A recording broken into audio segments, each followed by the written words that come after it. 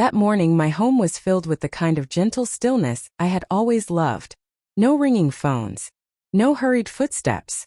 Only the soft whisper of the wind slipping through the window cracks, and the steady, slow rhythm of my own heartbeat echoing through the quiet.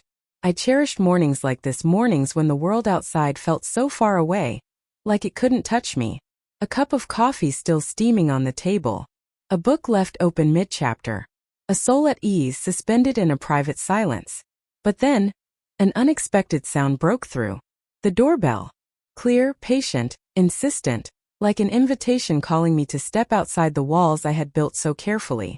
I rose, my hand instinctively pulling the robe tighter around me, a small nameless unease stirring in my chest.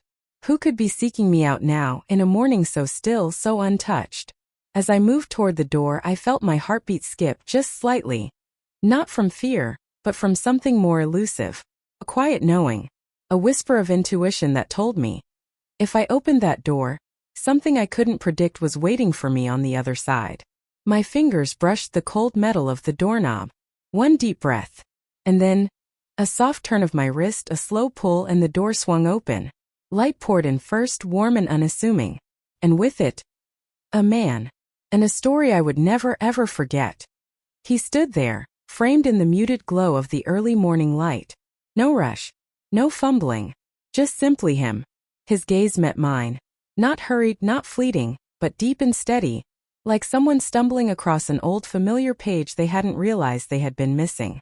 A look soft enough to keep me from feeling uneasy, and warm enough to make me forget that I was still standing there, clutching the edge of my robe a little too tightly. "Good morning," he said, his voice low and slightly rough around the edges. "You called about a leak?" I nodded, my lips parting slightly, though the words seemed to catch somewhere deep in my throat. It was just a simple question. Ordinary. And yet somehow, it sent a ripple through me like a pebble dropped into still water. I stepped aside, inviting him in. The space between us felt fragile, delicate, as if one deep breath might shatter whatever unspoken thing had just begun to stretch between us. He stepped over the threshold, his shoes whispering softly against the clean tile floor.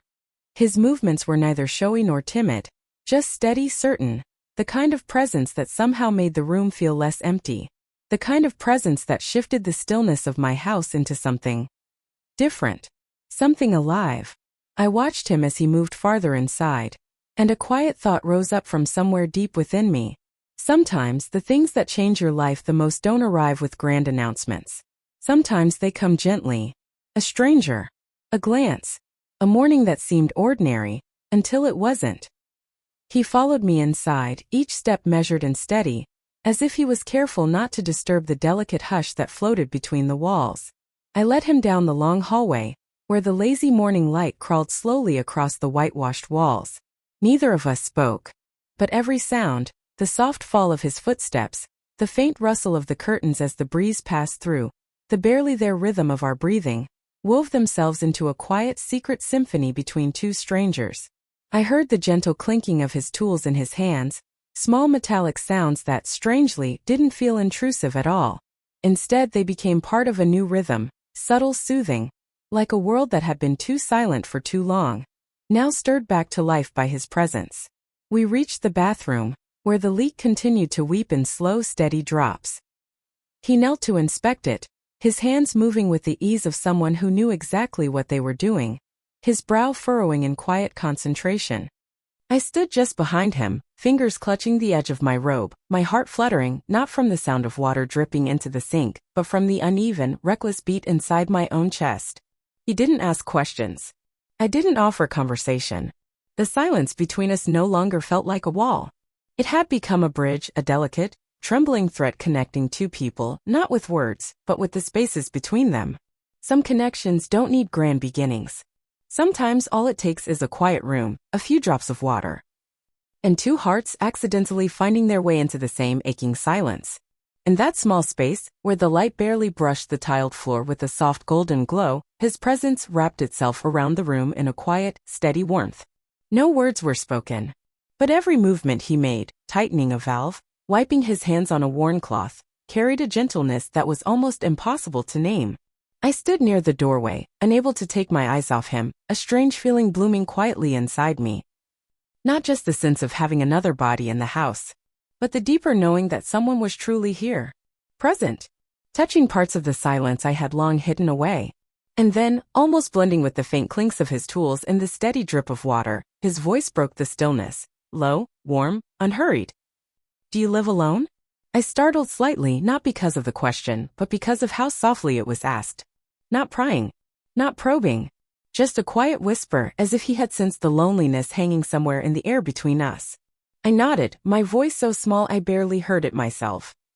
"Yes." He didn't press further.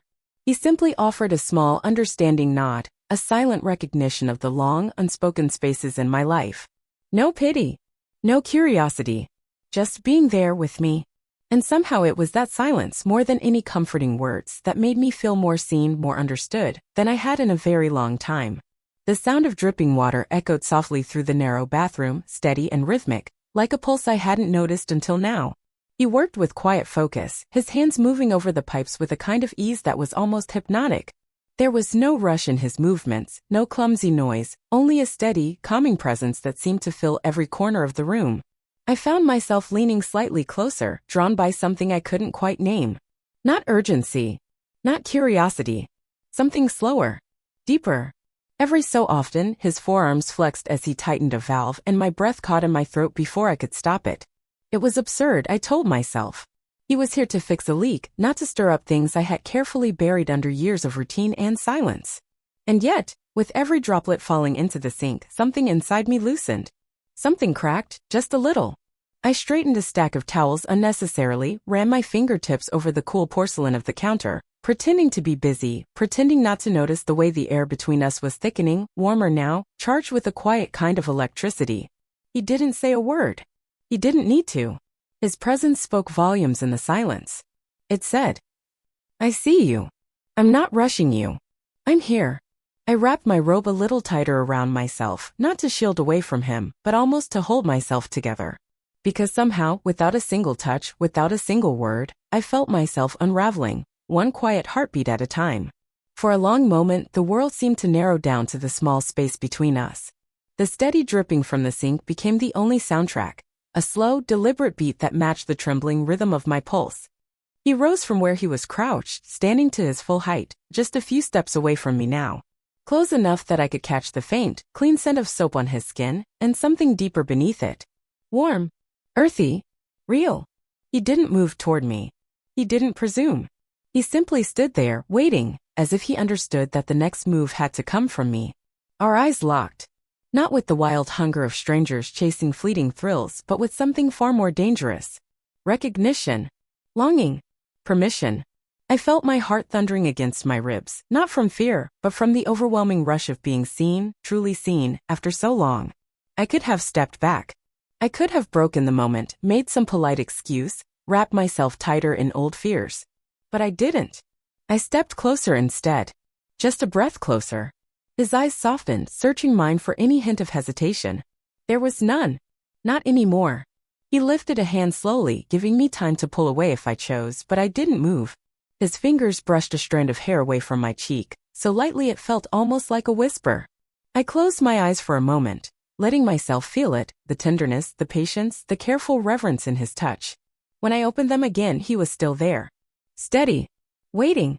And in that fragile, perfect pause, something inside me finally said yes. The space between us was no longer empty. It pulsed with a quiet gravity, pulling us closer in a slow, inevitable tide. He leaned in, so slowly it barely felt like movement at all. His breath brushed against my skin first, a soft, invisible caress that made my lips part instinctively, without thought, without fear. I felt his hesitation, the way his energy hovered just shy of touching mine, waiting for one final sign. And with a breathless whisper only my heart could hear. I gave it. His lips touched mine, feather-light at first, a question rather than a claim. There was no urgency, no desperate crash of mouths colliding. Only a gentle, aching tenderness. A kiss that asked, "Are you sure?" And a kiss that answered, "I have never been more sure." His hand found the small of my back, not to pull me closer, but simply to be there, a steady, grounding touch that made my knees weaken. Not from passion alone, but from the overwhelming relief of being held, carefully.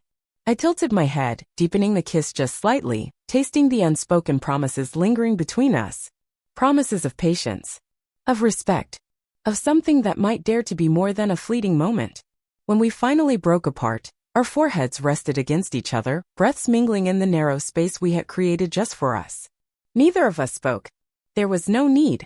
Because in that kiss, slow, searching, sacred, we had already said everything. He didn't rush. He didn't pull.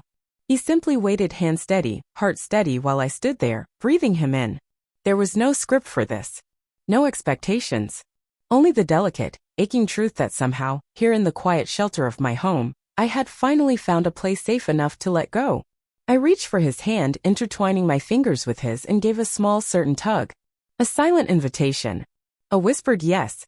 He followed without a word, his thumb brushing gently over the back of my hand as we moved through the soft hush of the hallway, our steps slow and unhurried. As if we both understood, this wasn't about urgency. It was about presence. About letting two wounded souls find each other, not in fire but in the quiet, healing warmth of something real. When we reached the bedroom, I paused, turning to face him fully.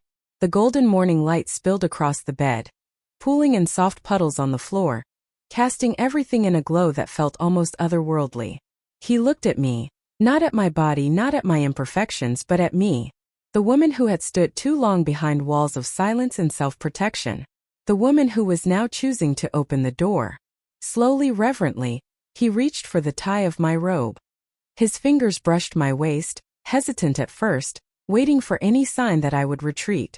But I didn't. With a deep, steady breath, I let the robe slip from my shoulders, pooling silently at my feet. And still, his eyes didn't devour. They worshipped. They memorized. They honored. He stepped closer, his hands cupping my face with a touch so gentle it made tears sting the corners of my eyes. And when he kissed me again, this time deeper, slower, it wasn't about possession. It was about connection. It was about every hidden piece of me that he touched, not with his hands, but with his heart. We didn't speak. There was no need to.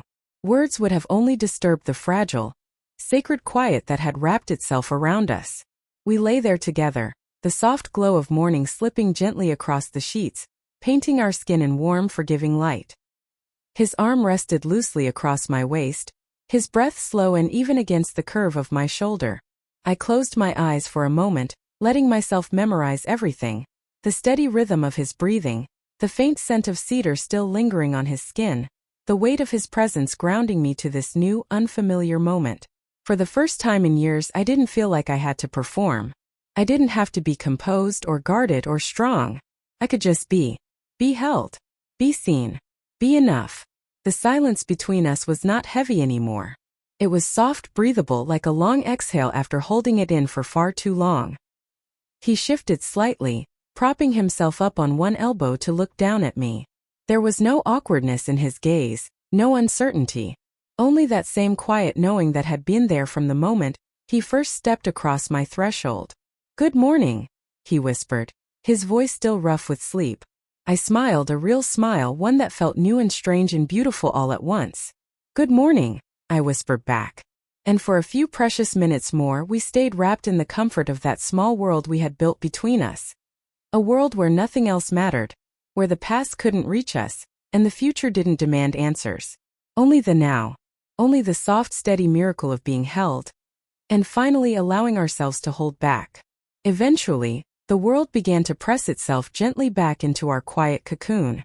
The angle of the sun shifted, the light grew brighter, and somewhere in the distance, life called us back. He sat up slowly, his movements unhurried, as if reluctant to break the spell between us. I watched him pull on his shirt, the easy grace of it, the way he paused for a second to glance back at me, as if memorizing the way the morning light clung to my skin. Neither of us rushed. Neither of us fumbled for meaningless promises, because somehow we both understood. This wasn't an ending. It was simply a moment. And moments like this were rare enough to be sacred. He crossed the room and stood beside the bed, his gaze steady, tender. "I should go," he said softly, almost regretfully. I nodded, the sheet pulled loosely around me, my heart strangely calm. Not because I wanted him to leave, but because for the first time in a long time I wasn't afraid to be left behind. He leaned down and pressed a kiss to my forehead. A gesture so intimate, so reverent, that it unraveled something inside me all over again. Then he straightened, his hand lingering for just a beat longer against my hair.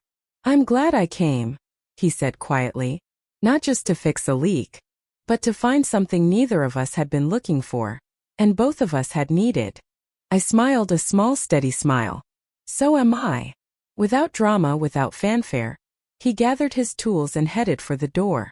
I stayed where I was watching him go, not with sadness but with a full, quiet heart. When the door finally clicked shut behind him, I exhaled and smiled again. Because even as the house returned to its usual silence, I knew that something inside me had shifted. Something had been repaired. And for the first time in what felt like forever, I was ready to begin again. After the door closed behind him, I stayed there for a while, standing in the soft hush of the morning. The house felt different now, not emptier but lighter. As if something heavy I had carried for far too long had finally been set down. I wrapped my arms around myself, not out of loneliness, but out of something warmer, something almost reverent. Because in the span of a few quiet hours, something extraordinary had happened. Not a love story in the traditional sense. Not a grand sweeping romance. But something smaller. Something deeper. A moment of being seen. A moment of being touched. Gently, respectfully, meaningfully. A moment where the walls I had built around myself cracked just enough to let the light in again. And in that moment I realized something I had long forgotten. It doesn't take forever to change a life. It doesn't take dramatic declarations or carefully scripted promises. Sometimes all it takes is allowing yourself to be open, even if just for one morning, even if just for one kiss, even if just for one breath where you choose to say, "Yes, I'm ready." The truth is, we spend so much of our lives building defenses, convincing ourselves that needing connection makes us weak. We stay busy. We stay guarded. We stay safe. But sometimes safety isn't what we truly need. Sometimes what we need most is to be brave enough to let someone see us. Not the polished version, not the carefully constructed facade, but the real, messy, beautiful truth underneath. If there's one thing I could leave you with today, it's this. Don't let fear build a prison around your heart. Don't let loneliness become a silent habit you forget how to break. It's never too late to open the door. It's never too late to say yes to being seen.